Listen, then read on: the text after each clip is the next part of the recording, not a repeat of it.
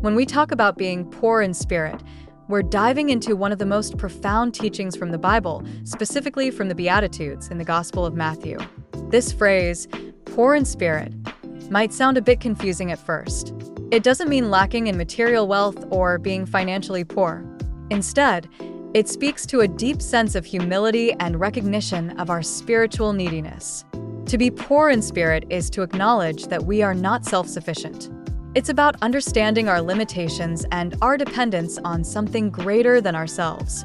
Imagine standing before a vast ocean, realizing how small you are in comparison. That's the essence of being poor in spirit, recognizing our need for God's grace and mercy. This concept is countercultural. In a world that often values self-sufficiency and pride, being poor in spirit invites us to embrace vulnerability. It's about letting go of the facade of having it all together and admitting that we need help.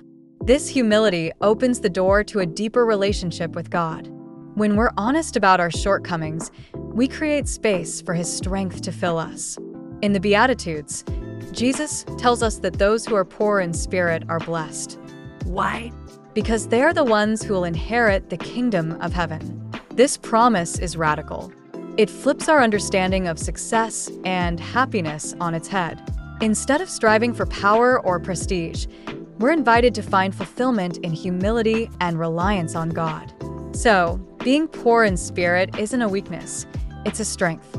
It's a call to embrace our humanity, to seek connection with the divine, and to find true peace in surrendering our pride. In a world that often pushes us to be self-reliant, this teaching reminds us that the path to spiritual richness begins with recognizing our need for God.